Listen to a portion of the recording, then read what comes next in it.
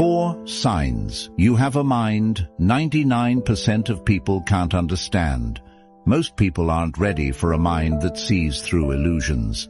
They aren't built to understand silence over chaos, discipline over pleasure, and control over comfort.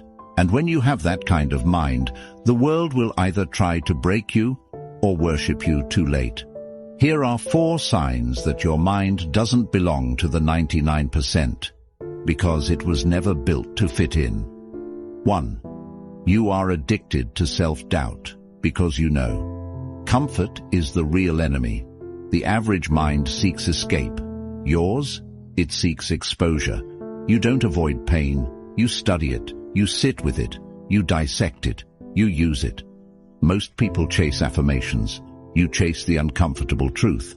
You know exactly when you're weak, when you're soft, when you're lying to yourself, and instead of running, you sharpen your edge on that pain. Daily. Marcus Aurelius said, "If it is endurable, then endure it. If it is not, then stop complaining. That's it. That's the law."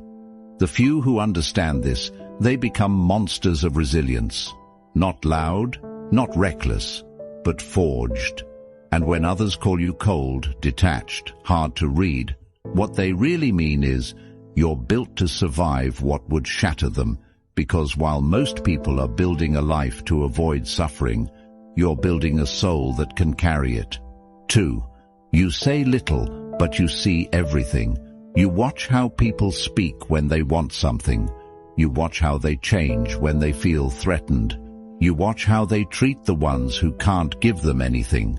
You don't respond impulsively because you're not interested in noise. You're interested in patterns, in truth that emerges over time.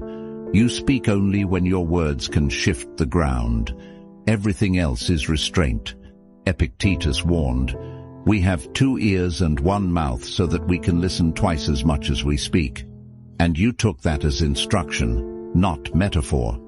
You've learned that true power isn't in how much you say, it's in how little they can read you. Because your silence is not emptiness, it's calculation, it's depth, it's a warning. And when people feel unsettled around you, it's because they sense it. You see more than you let on, and you're not afraid to walk away without a word. 3. You detach from praise, just as ruthlessly as you detach from insults. The average mind feeds off validation. It rises when admired and crumbles when ignored. But your mind is built on a different law. You understand that both praise and hate are chains if you let them define you. What they say about you, whether it's love or venom, tells you more about them than it ever does about you. Seneca wrote, "If you live in harmony with nature, you will never be poor.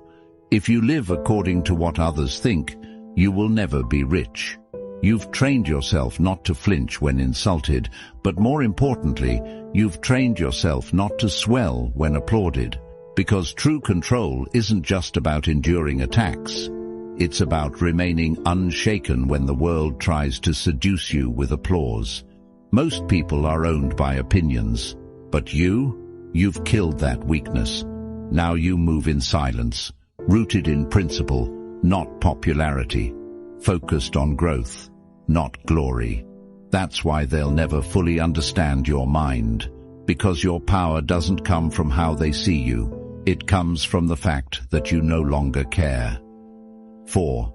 You welcome isolation, because you've learned. It's where real power is born. Most people run from being alone. They fill the silence with distractions, noise, attention, people, pleasure. But we've learned that the deepest work happens when no one's watching. You don't fear being alone. You fear wasting it, because you know this truth. Solitude is not loneliness, it's purification. In the quiet, the real battles happen. The war against your ego, the resistance to laziness, the temptation to become soft. The disciple of Zeno lived in obscurity, hauling water, writing in the dark, unknown to most. Yet his soul grew stronger than emperors. That's not an accident. That's a choice. The more time you've spent in silence, the more you've realized something terrifyingly powerful. You don't need the world.